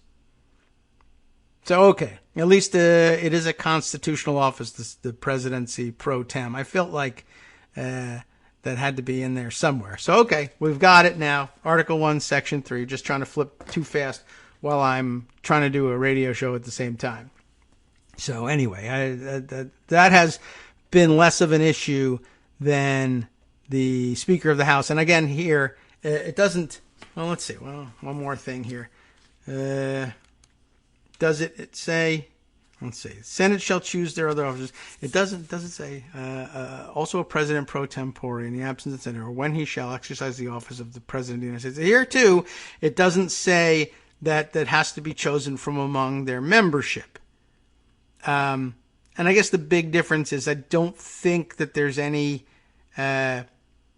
in the House rules that limit things either. It's just something I wonder why it is that we talk about it more frequently when we, it's always dumb speculation, but, for some reason it comes up more frequently saying, by the way, the Speaker of the House doesn't have to be a member of the House. Yes, but they always have been. That's true. And by the way, I guess it does the same. You have the same issue. It doesn't say in the Constitution that a member or a non-member can be Speaker of the House. Likewise, it does not say in the Constitution that the President pro tem has to be a senator. But all the documentation, it's interesting. The documentation that Greg has pointed us to, the Senate rules and precedents and traditions discuss it only in terms of selecting a member. And I don't know whether the House similarly discusses it that way because it's always been the case, or whether they're more careful about the House. I don't know. There's no reason, according to the text of the Constitution, why they should have differentiated. But, so I guess it's possible to do. I'm trying to think of how you would pull something like this off. You'd have difficulty, I suppose, although presumably by the time they convene themselves to do something like this, they've agreed among themselves exactly what they're going to do. But I suppose based on what I was sent here from Greg, you could theoretically have somebody say, well, I nominate Joe Biden to be the Speaker pro tem. And someone could say, well, I'm looking at Riddick's precedents here, and it says that it is necessary to elect a senator to that position, and that a senator may vote for any member he prefers, and Joe Biden's not a member, and you could say, yeah, well, I overrule you on that. And then you could appeal the ruling of the chair, and if you have enough votes, you can overrule it and then say, all right, we're going to make Joe Biden. Now, what the point of that would be, well, I'll tell you this, they would be right back where they started from very shortly thereafter. So he becomes President pro tem of the Senate, only to immediately accede to the presidency and throw the President pro tempore's job open again. And I guess depending on how many feathers you ruffle by overruling people, even if you do have a majority of the only 60-something senators who are left, you can see it becomes quite a mess. But I guess basically all there is the same absence of a declaration in the Constitution of who can fill that role. I guess my only question now is, do the House precedents take greater care in making clear that anybody could be nominated? And I don't know. I don't know why they do, why that comes up so much more often. Maybe because it's a much more important role, because it's third rather than fourth in the line of succession. I don't know. That's pretty interesting. So I suppose they could do that. I guess then the next question is, why would the Senate bother standing in the way of one of its own acceding to the presidency? I don't know. That's a good question, too. All right, let's see. Where do we want to go with all of this that it was important for me to... the things I put aside for discussing during the weekend, and now we're just lost in this piece here. Let's see. Yes. I meant to say during Greg's segment where he was pointing out the very serious outbreak in the Gwinnett, did they say Gwinnett or Gwinnett County schools in Georgia, where they have 260 school employees currently out either with the diagnoses of COVID-19 or self-isolating on suspicion that they may be positive for the coronavirus, and making it impossible for them to restart school. But one of several school districts around the country who have tried to reopen and reopen early, I guess to get a jump start on what they lost out on time-wise during the last school year. But let's see, we heard a couple days ago from Alcoa, Tennessee. You remember the company town of Alcoa, Tennessee, that they began their school. They reopened on a Wednesday, and by Friday were sending home the notices of positivity for COVID-19 within the school system. Not exactly sure what they did with their school system, whether they shut the whole thing down or shut down one school at a time. But point was, it wasn't going to last very long. Well, they've got the numbers down from 2 days.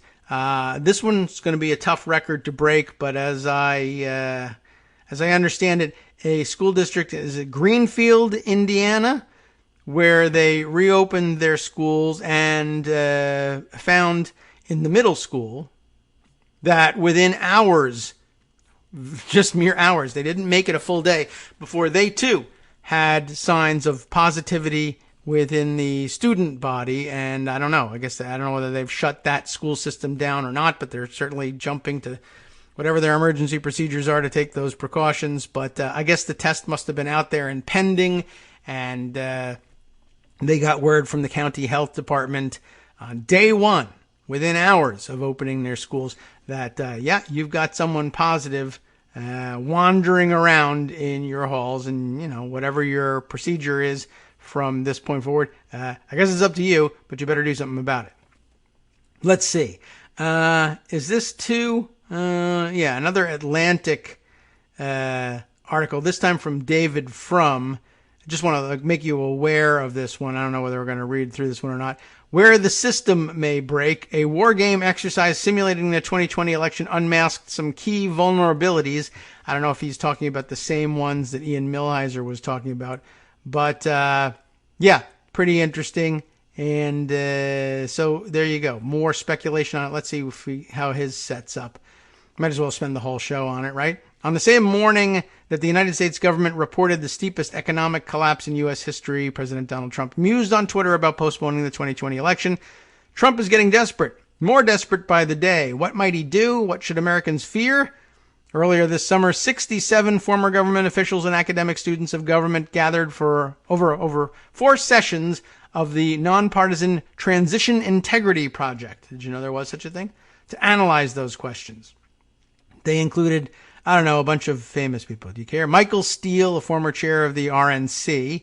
Why would he know anything about it? I don't know. John Podesta, you know all about him. Former Republican members of Congress and a host of former elected officials, government staffers, consultants, and even journalists. I joined two of the sessions, says David Frum. If you care to hear from David. The sessions began with scenarios of what might happen on Election Day. A big Biden win, a narrow Biden win. They're talking about actually holding the election. A Trump win in the Electoral College coupled with a loss in the popular vote, and then played war games to ponder what might follow. The goal was not to make predictions, but rather to test scenarios and identify potential weak points in the system. The approach is common in a national security world, but has not often been applied to domestic politics, because we've always been a stable first world nation up until now. Okay, interesting. Slightly different scenario here. The organizers of the event will in time produce a formal report on the results, but in light of the president's ominous tweet yesterday, it's worth summarizing some of what we found. Why not? While respecting the rules under which the event was held, which allowed for the disclosure of the substance of the exercise, but not which individual participants said what. Right? So, the good news is Trump cannot postpone the election, supposedly, or the next presidential inauguration. He has no means to do either of those things. Those dates are set by law or in the text of the Constitution. Sure, but you know what can sometimes happen with those things. Nor can Trump somehow cling to power after Inauguration Day once the electoral vote is certified against him. If the Electoral College certifies Joe Biden as the winner when its votes are counted in Washington, D.C. on January 6th, then at noon on January 20th, Donald Trump ceases to be president. His signature loses all legal effect. The officer carrying the nuclear football walks away. The chairman of the Joint Chiefs of Staff does not take his call. The bottom line, there do exist outer legal boundaries to the mischief that can be done even by the most corrupt president. And here, I guess the caveat is, what if the chairman of the Joint Chiefs of Staff says, I hate Joe Biden and I will take Donald Trump's call? What if the guy with the nuclear football says, I hate Joe Biden and I will stay with Donald Trump? I don't know. They're not supposed to. It's insulting to suggest that they might, but it's a war game. Ask the question. The bottom line, right, he says, okay, he thinks law holds here. And there's good reason to believe that that's likely to be true. But the bad news is that there's a lot of mischief that can be done within the legal boundaries by a determined president.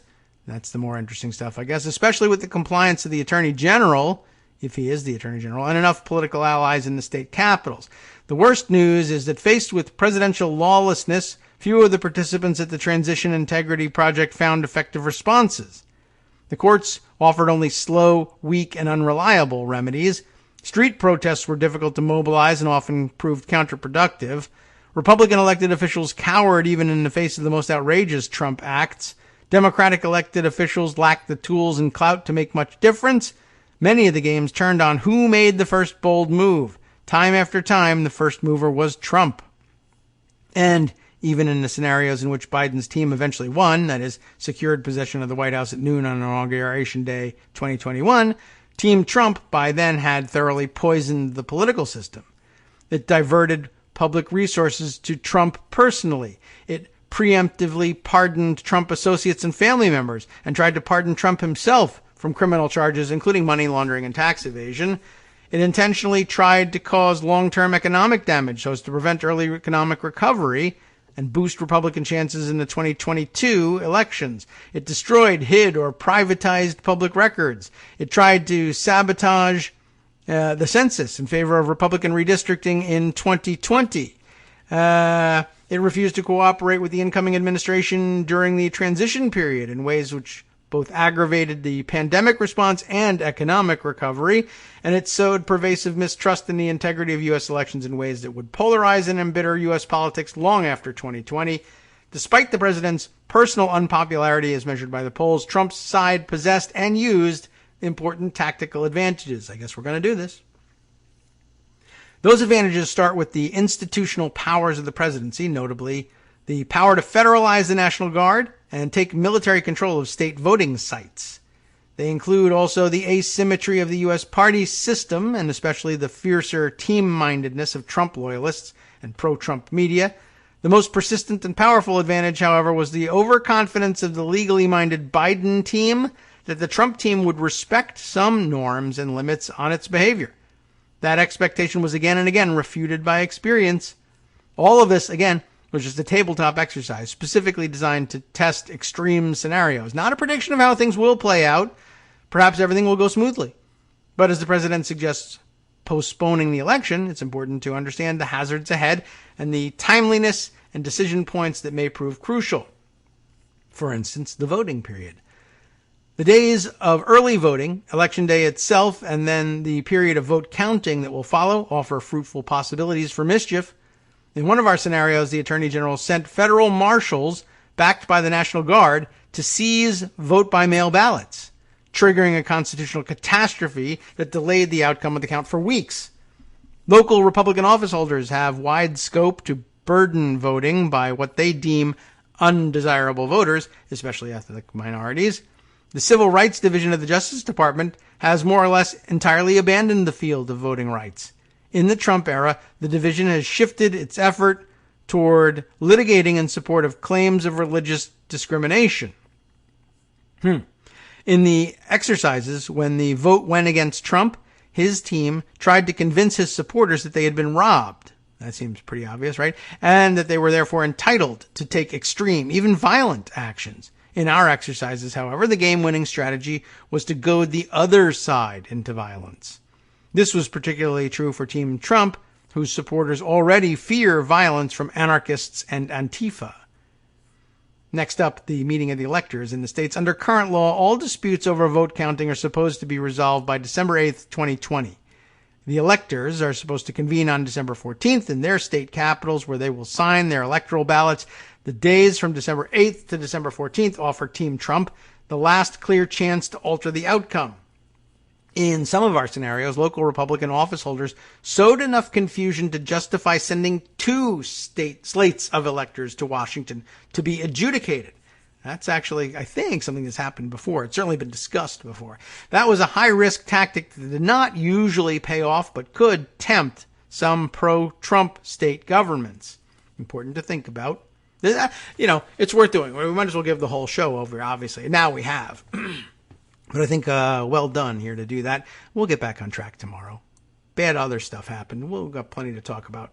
Let's see. The meeting of the electors in Washington, D.C., another decision point here. This normally ceremonial event is scheduled for January 6th, 2021. It'll be presided over by the incumbent Vice President, Mike Pence. You already know that we're in the Fahrenheit 9/11 situation here, and that we have seen twice or 3 times now, I think, objection made to the counting of the electoral votes in the House of Representatives in recent memory. 2000, again in 2004, objection made, and then in 2005, and then 2017 as well. 2001, 2005, 2017, and each time Democrats saying, I don't want to really get into it, right? So it's a little worrisome. Another time it could happen. We tested says what might happen in a close result, one in which the Republicans hold on to the Senate and Trump falls short of an electoral college majority by just a single state's votes. If Pence somehow tried to insist that the pro-Trump slate of electors was valid, this usually did not work. Pence was a weak link in the Trump team, too concerned about his own future and his own reputation to go all out in the way the core Trump team wanted. Generally, once we got past the December 8th date, Trump team's options for keeping power dwindled to zero. What was left then was the scorched earth self-enrichment, self-protection, and spite plan, I guess, here. The transition of power. We'll just do a little bit more here as we wrap things up. The Obama administration took office amid a national crisis in 2009, after what is generally regarded by experts as the smoothest and most successful transition in presidential history. The outgoing Bush team kept the Obama team closely informed about decision-making after the financial crisis struck in October of 2008, and the incoming Obama team scrupulously followed the one president at a time rule of crisis management.